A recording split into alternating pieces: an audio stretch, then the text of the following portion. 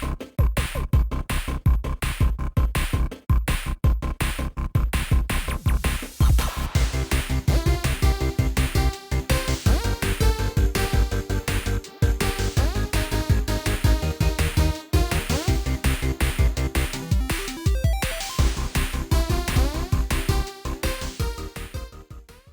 everyone, welcome back to the channel. In this video, I am excited to finally start a restoration on a computer that it's been sitting down here for a while, for a few months since I showed off in the IBM Trio video, which was when I found 3 IBM machines I have been wanting to get my hands on for a while and restore.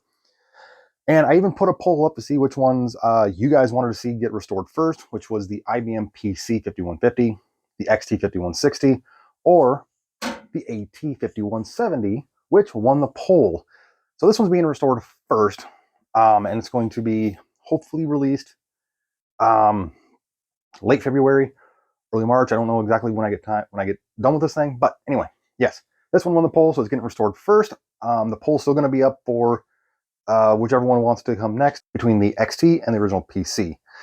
I did get a comment that said, well, why don't I just restore them all newest to oldest? And if that's the way the poll goes, great. But if not, then we're going to do it whichever one you guys decide. So let's get started. So this is the IBM PC-AT 5170.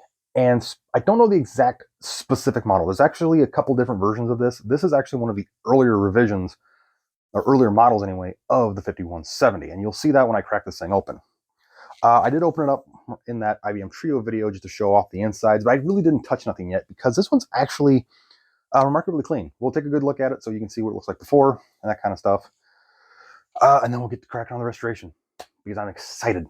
So enough talking, let's get into it. Okay, so before we do, let's take a good look at the outside and what needs to be done. The outside needs to be cleaned off and scrubbed. There's a piece of tape here with 3C. And we have a sticky note here that's been taped on. Professional writer, command prompt, looks like C8/PW/PW, arrow PW. Not sure what that means. But yes, this is a tank. Like, good God. It definitely needs a good scrubbing. But luckily, there's really not too many things wrong with it. The nice, chunky orange power switch. All right, let's go with the restoration. Okay, so let's pull out the front cover. Now, there's no screws. Unfortunately, they were gone. And the reason why is because the guy I got this from actually said, and you'll see it right here, there's a back plate missing. He pulled the hard drive and hard drive controller card out of it, so it has no hard drive, no floppy controller, no hard drive controller, and nothing like that. So I'm going to have to address that later. But for now, let's get this off.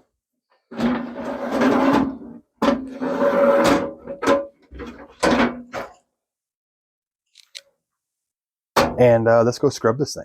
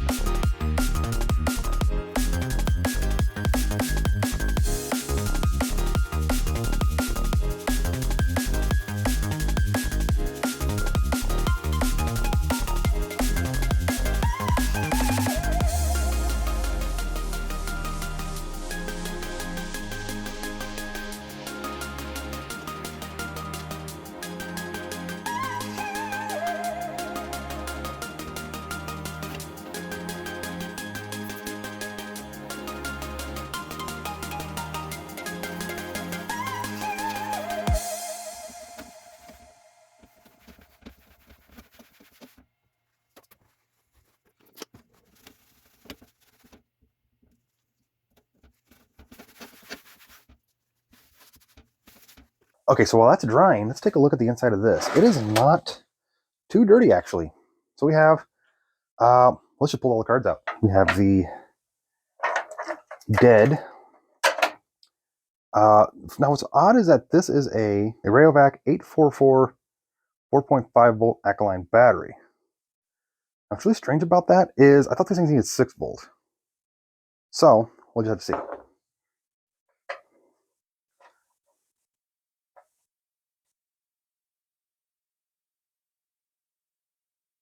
All right, I'm going to set all these. It's really annoying that IBM used these flat style screws instead of Phillips. But then again, this was early on into the micro home computer stuff, especially when this one came out. I think this one was 1984. Like I said, I'll do more research when I get towards the end of this restoration. But yeah, they insisted on using these for the longest time. First card up is just a generic phone card. Or not phone card, modem card. Nothing really special. But it does have a right here that doesn't look like it's Sharpie or like a paint marker. And it says close switch 4 for XT slot. So this must be able to be used in a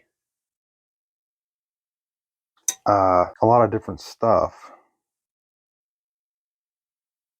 You'll have to look up and see exactly what this is. I'm probably not going to put it back in here and use it because I want to try and connect this to a network at some point, but maybe just for file transfers and just goofing around, but we'll see. Next card up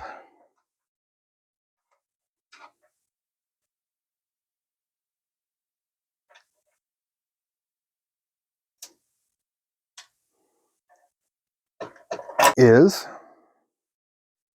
a generic 8-bit serial parallel card. I mean really generic. So there's been a repair on it at some point. But yeah, nothing overly special. It does have these really weird jumper blocks here. These are kind of one of those weird ones where you actually break these to act as jumpers. I have not seen really any way to... I really haven't found any of these. Not that I've looked, but you'd think you would on a forum somewhere. But yeah, that might be useful. So I might put that back in. Maybe. Depends on what else I put in here.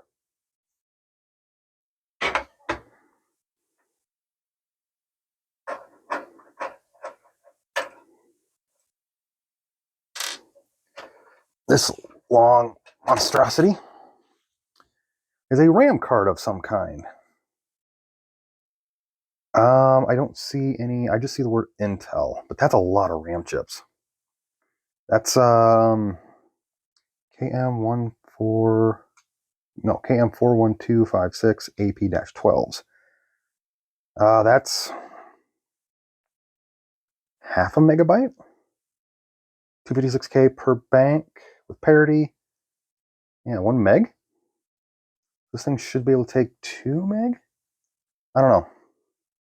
I'll have to do some Googling and see what this is. If that is a 1 megabyte RAM card, then this thing might be extremely, well, not more useful, but less troublesome to get certain games and software on. Awesome. Final card is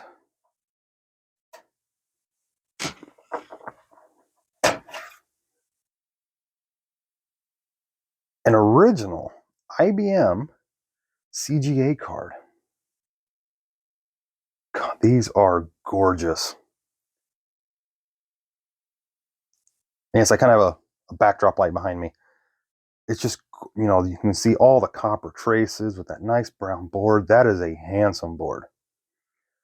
With CGA and composite output jack. Now, I cannot test this card on the CGA side because I don't have a CGA monitor yet.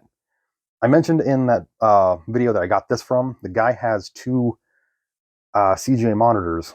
In fact, I think one of them might be EGA. I need to go and get my hands on them.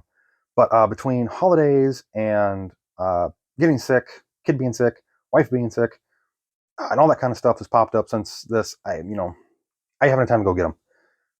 He hasn't even gotten out of his garage yet to bring them back to the shop, or to the shop that he goes to. But yeah, I might pop this back in here just to test this and to show that it works. But for right now, let's keep going. Okay, so here we have the main board, and this is a beautiful example of an early the AT class. You'll notice that it's got the same layout that a lot of later boards like the 286, 386, 486, early penny. In fact, basically this is the same essentially expansion card layout that motherboards have been using for years.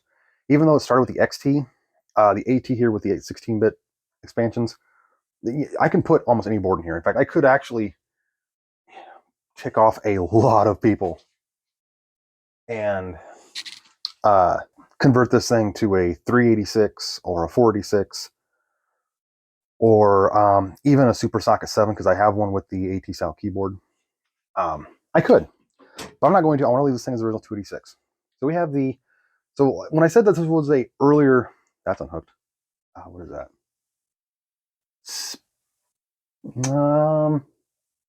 That's a hack job of some kind. I don't know what that's for. To figure that out. But yeah, when I said earlier example, we have the RAM here. Now this is supposedly 512K of RAM. Each of these banks is 128K. But the weird thing is, sorry for any shaking on the camera, but as you can see, those are double stacked RAM, and that is factory. IBM had this really weird idea of double stacking the RAM like this to get this to be 128K. Otherwise, it'd be 64. It'd be 256K. These I have seen online. I can find them and buy them, and there's a reason why I'm assuming there's going to be some dead chips. I mean, this thing's from 84, kinda, and I'll talk about that here in a second. But yeah, we have the 4 BIOS chips here. Now, originally, the very first revision of these had 4 BIOS chips, and they came with 256K with a 512K optional upgrade later on. This one, I believe, is what they call like a Model 99 of the 570 because it came with the full. These are mostly all matching chips. 512K with 2 BIOS chips. But you'll notice something odd about these BIOS chips. These are aftermarket. And I did not put these in. These were here when I got it. Award Software Inc. 1985, 286 BIOS, version 3.22, 286 version 3.22. So yeah, this is an aftermarket BIOS, and I can't wait to see what's involved with this. And here's the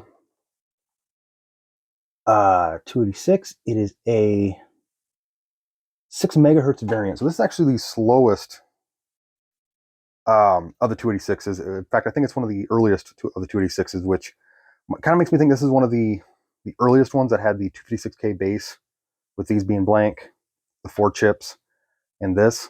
Now I could upgrade this to 8 megahertz. All I would have to do is swap out that little oscillator right there for a 16 megahertz one. And I can do that, but I don't know if I'm going to right this second. We have the optional 287 Math Co Pro, which I would love to put in here. And then we have the identifier right there, 256K, 512K system board. So yeah. And we have a single, I believe this was a 1.2 megabyte 5.5 floppy, which, yeah, that's unhooked. So yeah, let's power this thing up and see if it works. Okay, so I'm just going to pop in the CGA card here, and I'm going to use the composite here because I've never messed with a composite video card like this before, so I just kind of want to plug it in, see if it works.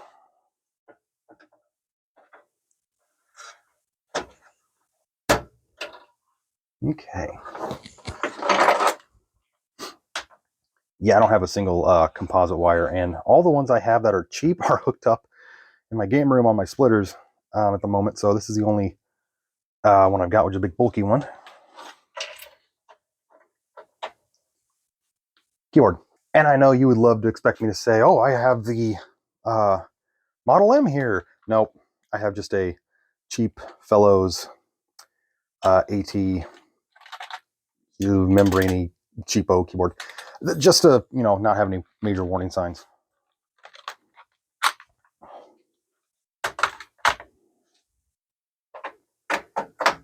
Keyboard power. All right, and to turn on the television. Okay, so before I power this on, I do want to mention the reason why I believe it'll just work is because the gentleman that I got this from, he said this thing worked when he got it. His intention was he was going to, and I'll talk about that here in a second. He wanted to have these set up in his house as like a personal museum, kind of like what I'm going to be doing. Once I get a back behind the camera here, I'm going to be building a big bench.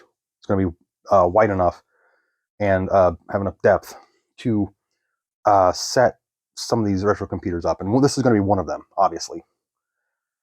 But he said when he powered this thing on, this thing has a really neat feature with the BIOS, and it's kind of surprising how what you're going to see, which is why there's some parts I'm going to be putting in here to restore it, get it functional to play retro games and stuff.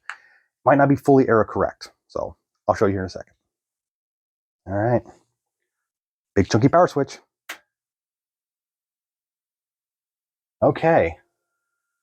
Okay, so I apologize for the image not being all that great. There being a bit of a glare from that light. I'll just block it real quick. But 286 modular BIOS version 3.22. I have looked this up. I have not found too much about this specific one. If anyone knows anything specific about this BIOS or special quirks with it, let me know. Copyright 84 to 1991. This BIOS, at its earliest, well, this was late revision anyway, was 1991, which means this computer bought new in 1984 by whatever bank, or I think got it from bank, was still in operation until 1991. That means this thing lived through its entire lifespan, the sales lifespan anyway, from like 84 to like 88, I think is when IBM quit making these. Even into the PS2 and PS1 era. Basically, this thing was still in operation well into the 386 era, which is just outstanding. Interrupt controller 1, 2, pass, CMOS battery,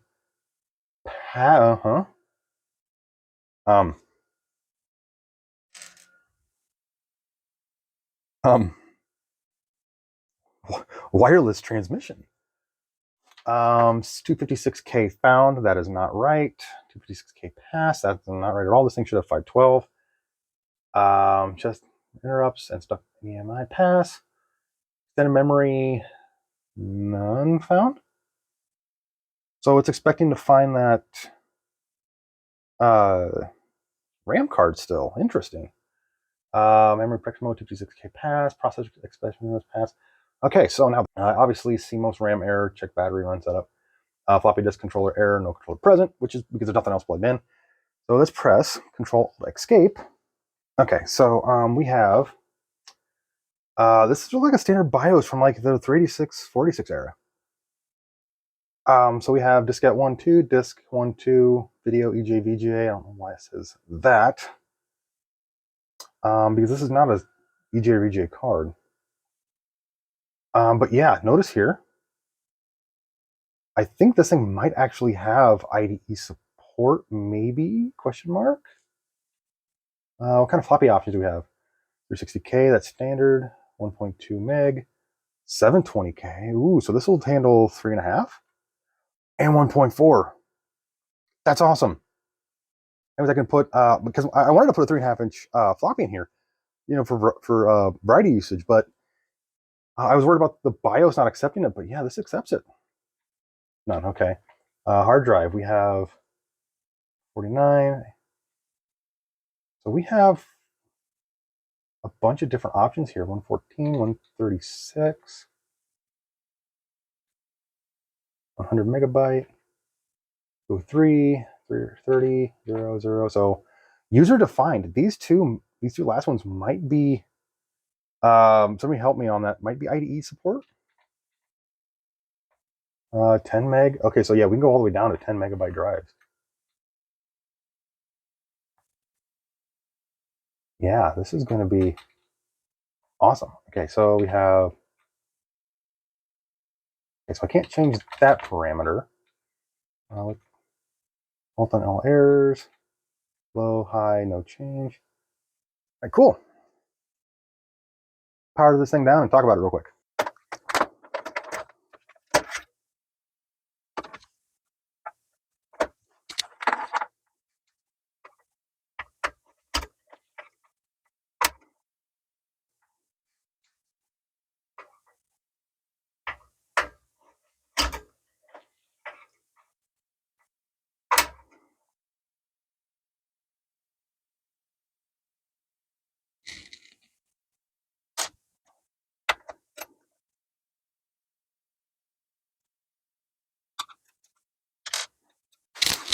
Okay, so as I'm taking things off, I don't know if you can even see it.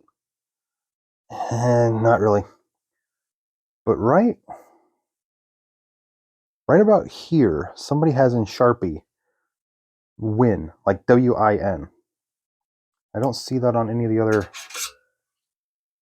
other plates, so I don't know what that's about. Maybe somebody had Windows on here?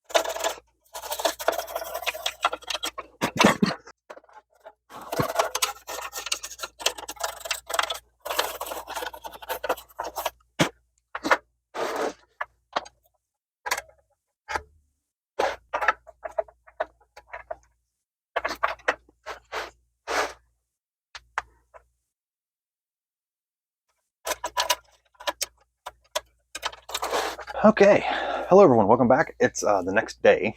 So I took this thing to work.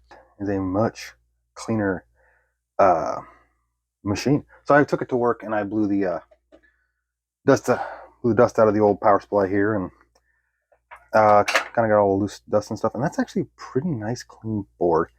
I'm going to leave the Sharpie mark on the CPU here.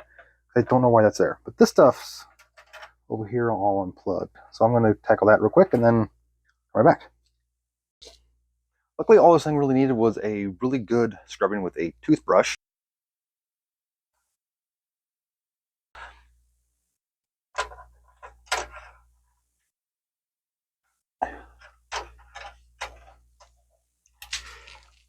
Get this thing figured out.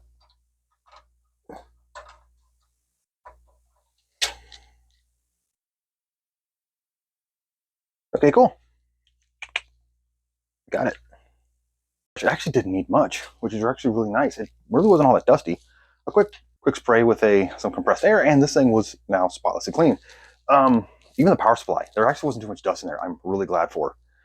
Whatever this thing was very well meticulously cleaned. So now that that's done, I want to talk about a diagnosing thing I don't have footage of because I was getting extremely frustrated by what had happened. So I had pulled all the RAM chips out so that I could basically just clean underneath them with some compressed air, and then I popped them all back in while I was at work, brought it back, powered it up, RAM issue. And I don't mean the 256K RAM issue that it showed when I first powered it up. No, this was not even doing that. It was stopping and saying there was a RAM error at an unknown address, which now leads me to believe that was a RAM issue all along, or at least a RAM issue. So I spent hours tearing all the RAM chips back out, checking, make sure there's 5-volt and ground at every thing, making sure maybe something shorted out, when I sprayed with compressed air, shorted out, statics to the chip somehow. I don't know. But put them all back in, and then all of a sudden it was saying 128K. So I was onto something. So the last 3 banks, I pulled all those RAM chips out, kind of just shuffled them around, popped them back in, and after a few more, about half an hour of fiddling, I got back to 256K. So I went back to I think it's minusdegreezero.net. I'll put a link here somewhere, which is a great repository of information if you're restoring an IBM PC, by the way. I will link that to them down in the description. But there's a jumper here next to the connectors for the speaker and the front LEDs that says there's a jumper to switch the base RAM from 256 to 512K, depending on how much either RAM you have in here, or I think there's something about, if you need to set the RAM to 256 for like some sort of software compatibility. I don't know. I just glanced through it to read that. So I switched it to the 512K setting, and it still only said 256K. So last 2 banks, I started swapping chips around, and I got it to read 384. Progress. So somewhere in this final bank of RAM, the final 256K, is a dead, or 128K, I'm sorry, is a dead RAM chip or RAM chips. So I'm going to see if I can track down some chips. I think I found some online, but that's far away in the future because they're actually a little expensive for what they are. I think I saw them for like $5-10 per chip, which doesn't sound too expensive, but considering I might need all 9 in case they're all 9 dead, that'll add up. But anyway, yes, this thing is now cleaned and prepped and ready to be restored. So let's talk about some parts that's going to get this thing back to at least functional and operational. The first thing is we need to fix the CMOS battery thing, which you saw earlier that I pulled out, and I'll show the picture here in a second, the clip here in a second. And so I was looking around, and for some reason, this thing says to take a 6-volt CMOS battery, not 4.5, which I thought was kind of strange. It had a 4.5 one. So I ordered one of these. It's a 6-volt AA battery CMOS replacement. I screwed up when I ordered this, I'll admit. These can come, you can order these pre-made that already has the right end on it. I screwed up and ordered just a plain one. So I had to cut the old connector off. So we're gonna put some quality dollar store batteries. And I'm not kidding, this came from like Dollar Tree. I think they're not sponsored, nothing but e-circuit. Yeah, not they're gonna work very well, but as long as it holds CMOS memory, that's all I care about. So let's get this installed.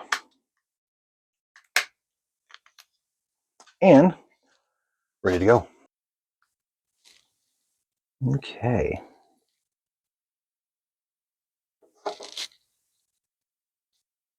Go this way, if I have that looked correctly.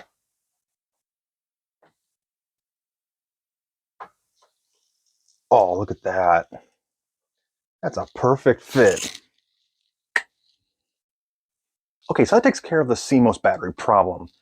Because now it'll be able to hold settings in the BIOS, including any RAM settings, floppy settings, hard drive settings, etc. Speaking of that, let's talk about something else. The parts I'm putting in here. Obviously, I'm going to be putting the RAM card back in here, a whopping 1 megabyte. So, I actually Googled this thing. This is a Intel above board 286. This is specifically designed as a drop-in replacement for the 286s.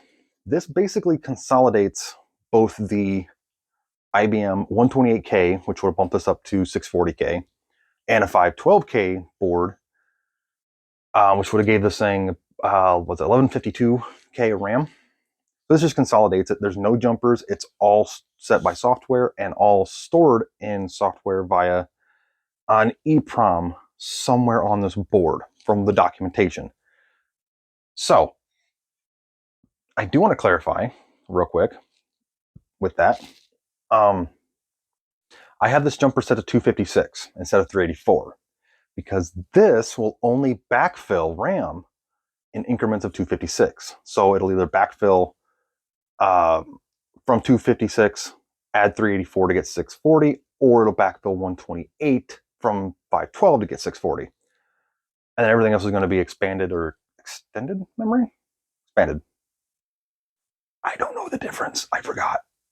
I wrote it down and I don't have the script down here with me. Anyway, yes, the RAM card. But the problem is I can't use that yet until I get a way to have some sort of storage solution. Now, originally, when this IBM came out, it would have had something similar to these. These are MFM, hard drive, and floppy controllers. Basically, what this does is it has a header here for the floppy controller, which will control the floppy drives, and the headers to control the MFM drives. You know, those big 5 1/4 monstrosities from the 80s. Now, the problem is with me putting one of these cards in just to run the floppy drive is that that'll take up a slot, and then whatever I use for hard drive solution will be taken up as well.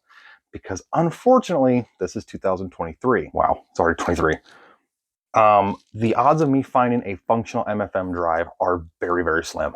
I don't think any of the drives I have would actually work. It would actually be a waste to put these in here because, yes, they'll work to control the floppy drive, which would be enough to keep this machine, get this machine going, and be able to play, you know, 5 1/4 floppy games. But at the same time, that would also mean that when I put a hard disk solution in here in the future, it would be extremely limiting, and I'd have to basically take another slot. So I'm not going to do that. So in order to run the hard drive or in order to run the floppy drive, I'm going to use one of these. These are just generic IO cards from the 386 era, with a few exceptions. So most of these IO cards are actually meant for the 486 and 386. These working in 286s are actually pretty limiting from what I can tell online. So I decided to just pop these in and see which ones would control the floppy disk drive. And shockingly, all of them work. It'll control both the 3.5 and the 5.25 floppy, which I don't have a 3.5 inch in here yet. That's a future thing. But I decided to see if these would control an IDE hard drive. Now, my thinking with this was that with this being a later 286 BIOS, it should have at least some sort of IDE support. Well, I don't know if it's the BIOS that has the support or if it's the card that has the support, but this is the only card I have that was able to actually use and read a CF card from one of these adapters. So yes, when I had it plugged in here like this, on a 46 board, it read the the CF card just fine. So I popped it in here, and it actually booted to DOS. That's on that CF card. AB241 from Winbond. That was branded Magitronic. So yeah, this is what's going to go in here to control the floppy and hard drive. The hard drive's coming later. I just want to get the floppy in this to see if it'll work and make sure it'll work. Now, I don't need the game port yet, I don't think. So yeah, the hard drive will come later. I know that it'll boot with this on it, but I want to get a different solution for a hard drive for right now. Something like one of those CF adapters that poke out the back. That's going to be a later thing. So yeah, we're going to pop this in to control the floppy. And it's going to go right in slot 1. Oh, we need to hook up the LED. I think that's probably why that was made that way, was so that it would control that. Okay, and kind of tuck the cable away. Righteous. Okay, there's my I/O controller. So now, let's talk video cards. So my original thought was just to pop the CGA card back in, and I easily could, and I thought about doing this because I know this card works, and it came with the machine, and it would technically be what this machine came with when it was sold new, because I don't think they replaced this. But I want to talk about why I don't want to use this. To me, CGA is more of a XT era machine. And I know that sounds kind of weird, but let me explain. The CGA card and the MDA card that came in the original PC came out about the exact same time, 1981. But most of the time, the PC came with the monochrome display adapter, and the PC-XT usually came with the CGA card for more color graphics.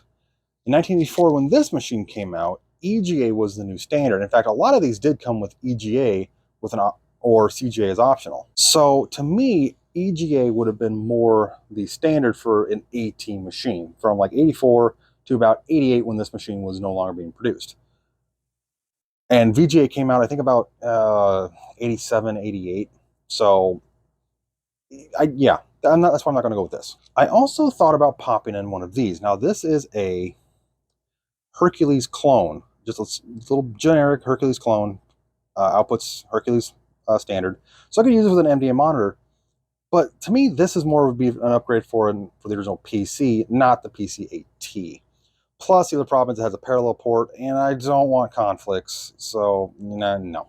Now, obviously, I have plenty of VGA cards, and this isn't even all of them. I have a tote back there full of VGA cards.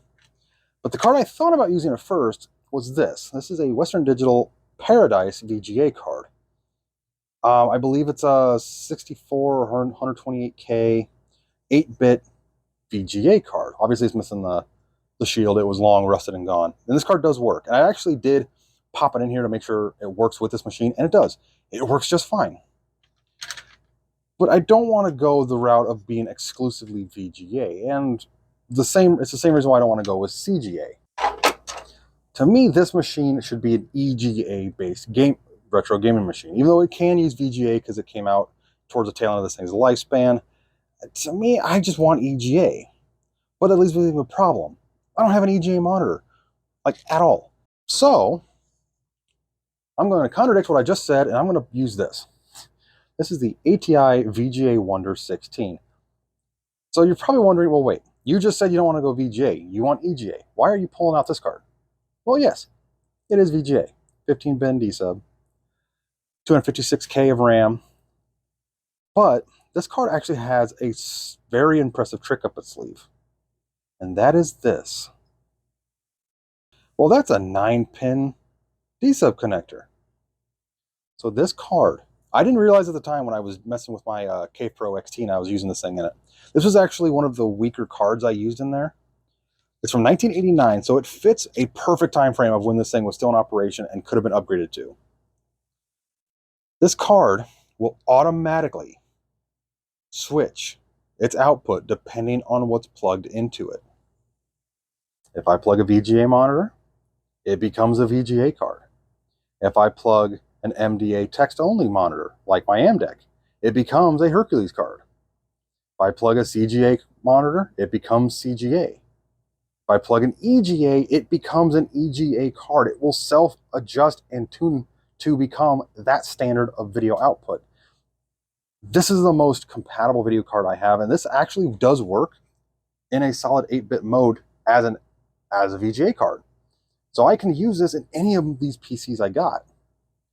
But it's going to go in the PC-AT because not only is it going to make it so that it does actually work, so I can use a VGA monitor for right now, but it does mean that when I get an EGA monitor in the future, I don't have to do anything. I can just plug it in and away I go. So let's install it. I'm going to put it way down here.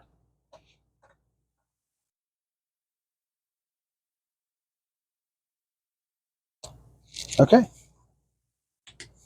And I got some matching, not original style, but matching covers. I should say matching-ish.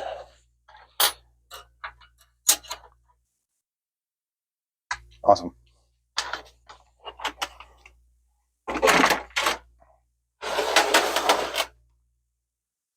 Oh yeah, that's a lot better. Plug it in, power it up, see if it works. Okay, so this is going to be the monitor I'm going to use with it for a little bit until I get an actual EGA monitor. This doesn't fit the look exactly, but it's from 1992, so it's close enough. Let's just see if it works.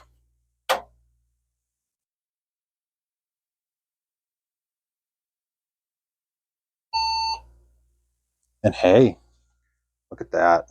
Not sure why. Oh, because I didn't. It's still set to there being a hard drive. Anyway.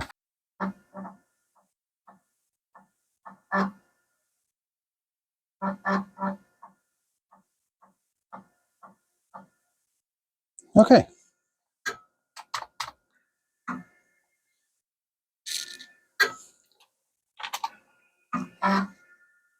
Okay, so I don't have much on here except for the check disk, F disk format, sys. Okay, that's for. Oh, that's for the XCID. I've made this boot disk for the K Pro because I was having issues with it. But yeah, let's try check disk.